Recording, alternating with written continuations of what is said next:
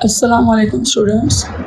आज जो है हम देख लेते हैं Darwin theory of evolution. Darwin ने जो है एवोल्यूशन की थ्योरी पेश की थी, जो सबसे ज़्यादा उसने एवोल्यूशन के ऊपर काम किया था और उस थ्योरी में उसने हर डिटेल बताई थी।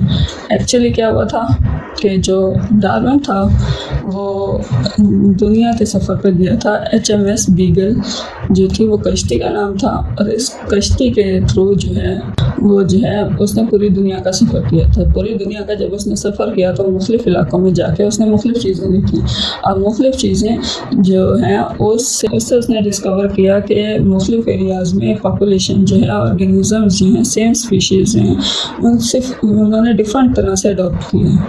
मतलब इन्वायरमेंट का इफेक्ट होता है ऑर्गेनिज़म्स के ऊपर। तो जो है बीगल जो है वो है जो बीगल ये कब किया गया था? 1831 में फरवरी में स्टार्ट हुआ था ये, और इसका कैप्टन जो था वो डार्विन था। सही। इस शिप का नाम जिस पे सफ़र किया था वो थी HMS बीगल, और इन्होंने पूरी दुनिया का चक्कर लगाना था, और वहाँ पे पूरी दुनिया का चक्कर लगाते हुए इसने डार्विन ने क्या फाइंड आउट किया कि जो है एक हाइपोथेसिस दिया कि डिफरेंट एरियाज़ में लाइफ किस तरह चेंज हुई टाइम के साथ। पैटर्न ऑफ डाइवर्सिटी मतलब कि किस तरह मुख्तलिफ़ एरियाज़ में वास्टनेस आई ऑर्गेनिज़म्स के अंदर। एक ही तरह के ऑर्गेनिज़म की डिफरेंट स्पीशीज़ हमें मिलती हैं, वो क्यों इतनी डाइवर्सिटी क्यों है उनमें। अब वो कह रहे हैं कि जब डार्विन जो है अर्जेंटीना और ऑस्ट्रेलिया में गया, विज़िट किया उसने, तो वहाँ पे उसने ग्रासलैंड इकोसिस्टम देखा। ग्रासलैंड इकोसिस्टम जब देखा तो वहाँ पे उसने देखा कि उनमें ग्रासलैंड्स में डिफरेंट तरह के एनिमल्स जो हैं वो रहते हैं। और लेकिन अर्जेंटीना और ऑस्ट्रेलिया में उसने देखा कि वहाँ पे तो वो भी ग्रासलैंड थे ना, तो फिर जो है वहाँ पे एक ऐसे एनिमल भी उसने देखे जो कि यूरोपियन के ग्रासलैंड में थे, उसने देखे। और यहाँ पे उसका ख्याल था इन्हें नहीं होना चाहिए था, क्योंकि यूरोप में ग्रासलैंड जो हैं वो उस तरह के नहीं है, से एटमॉस्फेयर डिफरेंट है, ऑर्गेनिज्म सेम किस तरह के कैसे वहाँ हो सकते थे। तो ये चीज़ उसको बहुत हैरान किया इस चीज़ ने। फिर जो है उसके दिमाग में कई क्वेश्चन आए, उन क्वेश्चंस की बेस पे जो है उसने ये जो है हमें थ्योरी पेश की एवोल्यूशन की। इसके ऊपर उसने फिर रिसर्च की, सारी रिसर्च के बाद फिर उसने हमें थ्योरी दी। अब वहाँ पे क्वेश्चन क्या थे कि why there are no rabbits in Australia. Australia में रैबिट्स क्यों नहीं थे? हालांकि वो चरागाह थी, और जो है रैबिट्स जो हैं वो खाते हैं ग्रास, तो फिर उन्हें वहाँ होना चाहिए था। वहाँ पे सेम एनवायरनमेंट था जो कि उनके लिए परफेक्ट था, बट वहाँ पे उसने देखा कि रैबिट्स नहीं थे। और इसी तरह कैंगरू जो हैं, कैंगरू इंग्लैंड में नहीं थे, वो ठंडा एरिया होता है, और वहाँ पे भी ग्रासलैंड है। अब वो कहता है कि ग्रासलैंड तो हैं दोनों जगह, यूरोप में भी और ऑस्ट्रेलिया में भी, बट ऑस्ट्रेलिया में जो एनिमल्स हैं वो जो है यूरोपियन ग्रासलैंड में क्यों नहीं है। अब जो है डार्विन जो था उसने मुख्तलिफ़ ऑर्गेनिज़म्स जो हैं, जब उसने मूव कर रहा था, दुनिया के वर्ल्ड टूर पर गया हुआ था, तो उसने जो है कई फॉसिल्स देखे। तो उसने उन सब को देखने के बाद उसने कहा कि उसने देखा कि उनके जो फॉसिल्स थे वो फॉसिल्स कई ऐसे ऑर्गेनिज़म से मिलते थे जो आज की लाइफ में उस दौर में अलाइव थे, जिंदा थे, जो जिंदा थे उनसे मिलते जुलते उसने फॉसिल्स देखे कई ऑर्गेनिजम्स के। तो फिर उसके जहन में आया कि इसका मतलब एंसेस्टर सेम होगा, ये चीज़ उसके जहन में आई। फिर वहाँ पे जब वो गया था तो उसने बड़े हैरानी हुई उसे कि वहाँ पे जो है लैंड टॉर्टाइज और मैरीन इग्वानास दोनों थी। से हालांकि आइलैंड है वो, वहाँ पे जो है किस तरह हो सकते थे, तो उसको इस चीज़ ने फैसिनेट किया। दूसरी चीज़ उसने देखा कि ये जो लैंड टॉर्टाइज थे ये एक जगह से दूसरी जगह मूव भी कर रहे थे, एक एरिया से, एक आइलैंड से दूसरे आइलैंड तक भी मूव करके खुद जा रहे थे। लैंड टॉर्टाइज थे तो फिर वो मूव करके कैसे जाएंगे, क्योंकि इर्द गिर्द तो सारा वही है क्योंकि इर्द गिर्द उनके तो सारे पानी है, तो वो पानी में कैसे मूव करेंगे। फिर जो है उन्होंने ये भी देखा, डार्विन ने ये भी ऑब्जर्व किया कि जो टॉर्टाइज के शेल थे उनकी शेप से हम ये पता कर सकते थे ये किस आइलैंड का है, क्योंकि करीब 7 जो आइलैंड थे उनमें भी पाए जाने वाले टॉर्टाइज जो थे उनके शेल्स डिफरेंट थे। इसलिए जब एक जगह से टॉर्टाइज मूव करके दूसरे आइलैंड में जाता था तो फिर आप उसको इतना डिफरेंट था कि आप उसे इजीली पहचान सकते थे उसके शेल की वजह से। शेल का कलर जो है, शेल का स्ट्रक्चर जो है वो डिफरेंट था हर आइलैंड पे रहने वाले टॉर्टाइज का। तो ये चीज़ जो है जब उसने गैलापागोस आइलैंड में देखी तो ये चीज़ उसे बहुत जो है हैरान किया। उसने देखा कि कई जो हैं ये टॉर्टाइज ये डिफरेंट आइलैंड्स के हैं, लेकिन और ये डिफरेंट हैं, इनका कलर स्ट्रक्चर, इनके शेल का स्ट्रक्चर, इनके शेल का कलर, ये सब चीज़ें जो है डिफरेंट थी। ये चीज़ उसको बड़ी हैरान की।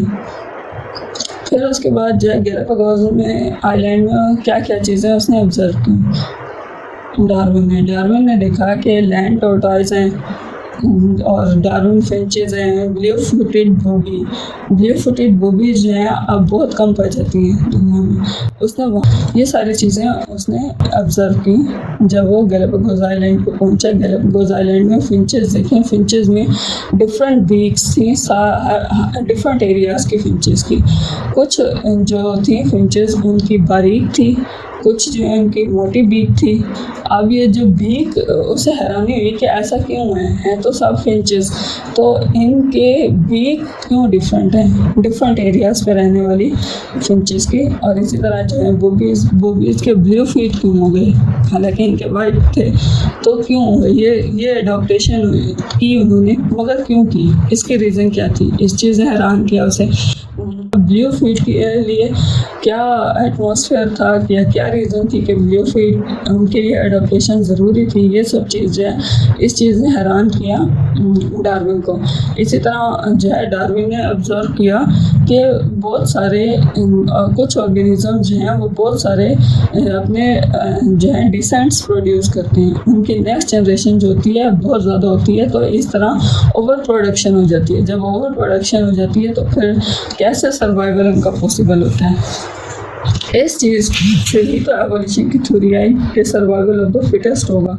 तो देख लेते हैं अब ये टॉर्टाइज हैं, ये लैंड टॉर्टाइज हैं, इनका शेल ये है। और कुछ जो होते हैं अगर हम देखते हैं कि दूसरे एरिया में होते हैं उनका कलर थोड़ा सा हम ये कह सकते हैं कि ग्रीन या पर्पल में थोड़ा और चला जाएगा, डिफरेंट एरियाज़ पे डिफरेंट तरह के। तो उसके बाद जो है अब जब घर आया वापस डार्विन, जब वापस आया अपने होमलैंड में तो फिर ऑब्ज़र्व किया कि उसने ये कंक्लूड किया वापस आके कि बहुत सारे ऑर्गेनिजम्स मतलब प्लांट्स और एनिमल्स जो हैं डिफरेंट एरियाज़ में रहने वाले हैं, उनकी डिफरेंट कैरेक्टरिस्टिक्स होती हैं। अब जब ये चीज़ ऑब्ज़र्व की तो उसने एक हाइपोथेसिस बनाया कि डिफरेंट स्पीशीज़ जो हैं वो सेम एंसेस्टर से ओरिजिनेट होंगी।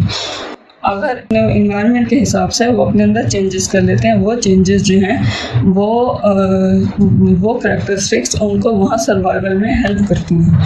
तो मतलब सेम एंसेस्टर मगर डिफरेंट स्पीशीज़ प्रोड्यूस होती हैं, ये बात उसने डार्विन ने कही थी।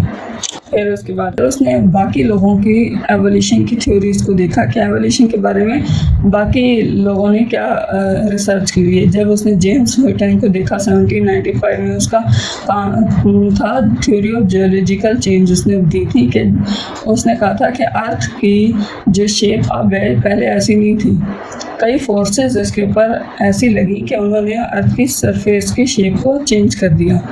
लेकिन ये चेंजेस जो हैं ये बहुत स्लो आई हैं, ये एकदम से नहीं आ गई, आहिस्ता आहिस्ता चेंज होती रही है अर्थ की सरफेस। और इसलिए हम ये कह सकते हैं कि ये ज़मीन जो है बहुत पुरानी है, बहुत ज़्यादा जो है इसकी एज है, कई सालों पहले से ये चेंज आना स्टार्ट हुए हैं, तो अब जाके ये कहीं हुए। तो इसी तरह चार्ल्स लायल जो है उसने भी एक बुक लिखी थी प्रिंसिपल्स ऑफ जियोग्राफी के ऊपर। उसने कहा था कि हम जो है जोग्राफिकल जो फीचर्स हैं वो चेंज हो सकती हैं, करैक्टरिस्टिक एक एरिया के वो चेंज हो जाते हैं, क्योंकि काफ़ी टाइम बाद उस एरिया के एटमॉस्फेयर में, इन्वायरमेंट में जो है वो चेंज आ जाते हैं। वो चेंज आने से उस एरिया के जो फीचर्स हैं, करैक्टरिस्टिक्स हैं, वो भी चेंज हो सकती हैं। डार्विन का ख्याल था कि अगर ऐसा है तो और हम ये भी देख रहे हैं कि लाइफ अर्थ के ऊपर जो है चेंज आ रही है काफ़ी टाइम से जो है, इसका मतलब तो ये होगा कि लाइफ भी चेंज होती रहेगी अर्थ की। वो स्पीशीज़ ख़त्म हो जाएंगी, उसकी जगह न्यू स्पीशीज़ ले लेंगी।